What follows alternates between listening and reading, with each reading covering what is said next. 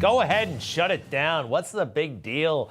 Oh, yeah. They talk about it like it'd be the Armageddon. Shut it down. The government shuts down every weekend. No problem. Shut it down. We've been through it before. I'm not worried. Neither should you be. It may not come to that, though. They have a new agreement, a reasonable one, short, sweet, not that crazy 10,000-page nonsense. And President Trump likes this version. He made it quite clear. First of all, he said, success in Washington. He likes the new agreement. All right, let's go through it, please. Speaker Mike Johnson and the House have come to a very good deal for the American people. The newly agreed to American Relief Act of 2024 will keep the government open, fund our great farmers and others, and provide relief for those severely impacted by the devastating hurricanes. All right.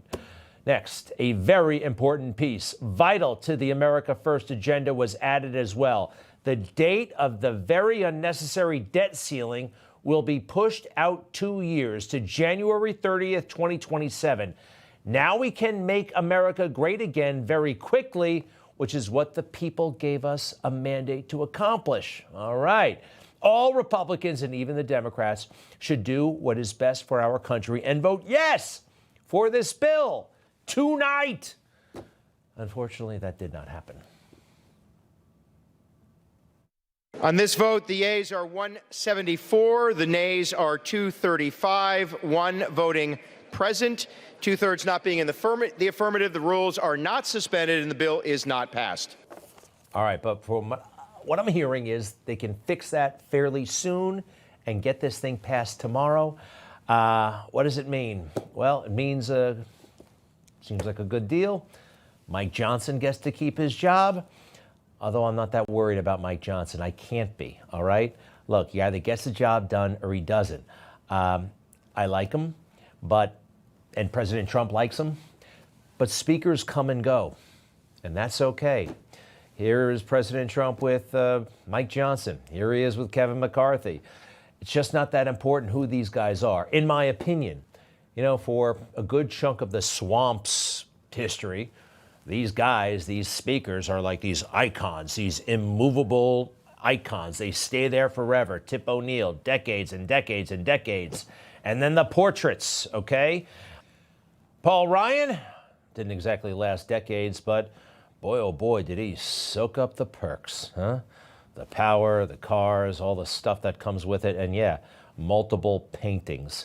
These guys helped institutionalize pork and ridiculous things that come in these monstrously big bills, like some of these little tidbits you may have seen. What do they say? Oh, yeah, take out the word offender because they don't like that and put in justice-involved individual. Kind of like, let's see here. The secretary shall use $3 million to carry out regular testing for the purposes of verifying and validating the methodology and protocols of the inspection of molasses at any United States ports of entry. That is what it's always been about in these things, but take a look. Have you seen it?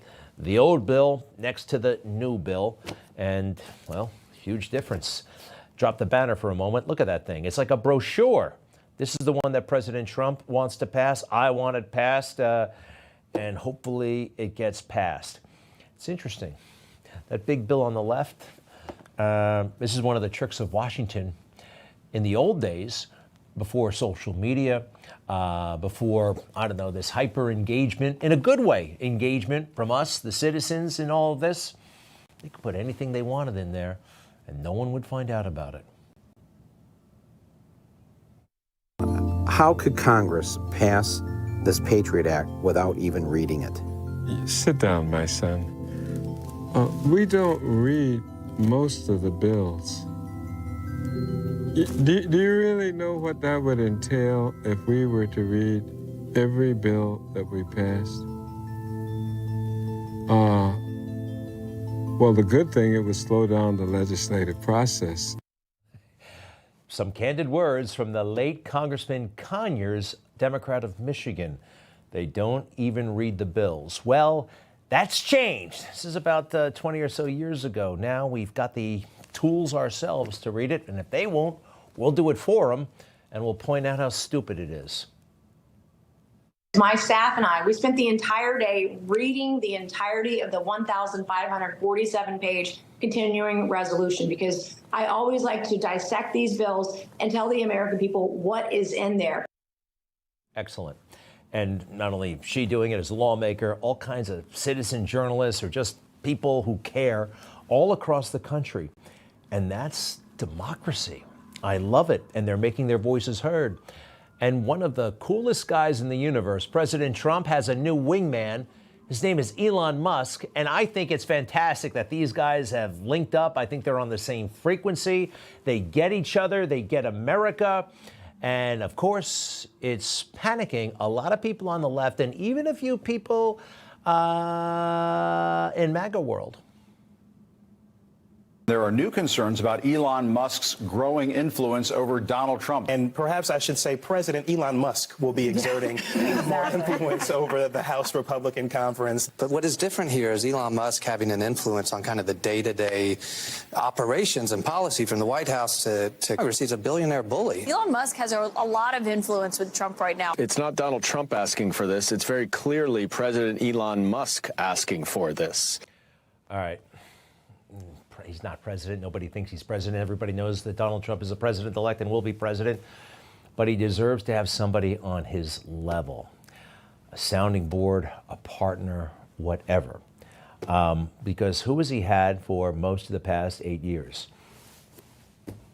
Career politicians, okay? I mean, the second term is going to be a lot better. There are a lot better people. He's better at picking them now. But people who are just not on his level. This guy is... I mean, talk about genius. And that goes for Elon Musk as well. And they're hanging out together. And they're not just going places. They're actually talking. They are, I don't know, there's like a mind meld, it seems like, between these two. And they're having fun during the campaign. Remember this? American car company in generations and his rocket company is the only reason we can now send American astronauts into space. Come here. Take over, Elon. Yes, take it. As you can see, I'm not just MAGA, I'm dark MAGA. Major American car company in generations. And this was during the campaign, but they're still together post-campaign, Thanksgiving. There they are in Mar-a-Lago. This is a real connection, and it's a strong one, and it's one that I think we can all kind of benefit from. Presidents don't often hang around with people of their own level of ability. Richard Nixon had a lot of ability. His best friend in the White House was a guy on the right there, Bibi Rebozo. Bibi was, he owned a bunch of gas stations in Miami. Great, but he wasn't presidential level smart. Barack Obama, who did he hang out with all the time? His brother-in-law, okay? Here's something else that I kind of like. It's refreshing about the Elon Musk situation. They're not hiding it, right? It's all they're talking about it, tweeting about it. Obama was sneaky for the past 4 years, actually pulling the strings, having immense influence behind the scenes. It seemed like Joe Biden worked for him. This is one of the rare moments where he kind of owned up to the situation. Remember this?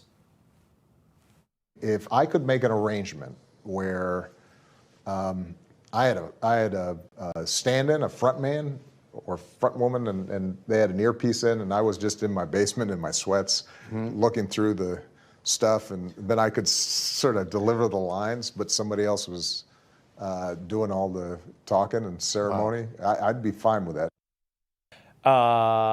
You think you're being cool there? You think you're being sly? Nope. We know about the arrangement. MAGA, we don't hide. We don't play games like this. Elon Musk walks through the front door of the Capitol with his son on his shoulders saying, yeah, I'm here to help President Trump execute his agenda. I mean, it's just kind of cool. It's really, really cool. All right. Now this, please. Drones plus fear equal power. This is the name of the game. I think I kind of figured it out. At least for me, I feel like I'm onto something. It was on this show, listening to that Alejandro Mayorkas, the shifty, always lying to us Secretary of Homeland Security, inadvertently telling the truth. Watch. What we need in the federal government is we need our authorities to catch up with the development of drone activity over the last 10 years. And so we have asked Congress for not only an extension of our authorities, but an expansion of them. Well, he wants more authority to take care of the drones, a problem that he says we're making up in our minds here. All right? And what is that? And Andrea Mitchell actually asked a good question. What authorities do you need? We, for example, need the ability, as the president-elect has communicated, the authority to take down drones when the situation so warrants. We believe our authority in that regard is quite limited. We're hopeful that in this moment, because of the public's concern, which we well understand, Congress will give us those expanded authorities. You want expanded authorities? What kind of authorities exactly? Let me see that legislation. What are you talking about? You need authority to shoot down a dinky little drone? Really? You can't, in all that government agencies, you can't find some sort of legal justification to take one of these things out? On September 11, 2001, the government actually authorized fighter jets to take down the hijacked airliners. They did in flight. Now, the authorization did not happen in time, but that's 23 years ago. Dick Cheney actually made the call. Yeah, you can shoot them down. Fighter planes were dispatched. They were flying all over the eastern seaboard. They were flying right over ground zero. The DHS can't figure out a way to currently, it has no authority to take this out. You could take out a jetliner. You see? Doesn't make sense. What are they up to? What are they doing? Drones plus fear equal power. And here's a little crude attempt at more power. The FAA determined that you can't fly a drone over parts of New Jersey if you are a civilian and you want to operate your drone. You can't do it now? I don't understand. I don't approve. This is like after a school shooting saying that, okay, in half the state, you can't use your gun anymore. We're suspending the Second Amendment. I know that drone flying is not a constitutional amendment, but I don't like them just kind of coming out with that. I don't think that's the way it's supposed to work. 9/11, horrific moment, right? Everything changed. The government used that to grab more power. The Patriot Act. Sign that thing way too fast, way too much power was surrendered. The Department of Homeland Security has enough power, enough money, enough with the budget, enough agencies, right? It goes on and on and on and on and on. Now, at this moment, they've gotten everybody whipped up about the drones. They're going to go to Congress and ask for more authority, more power. I think this is what it was all about. And what they actually ask for and how they ask for it, that's the danger right there. But it's not going to happen because we're on to it. Information. Truth. Is freedom. Is Newsmax. It's real news for real people.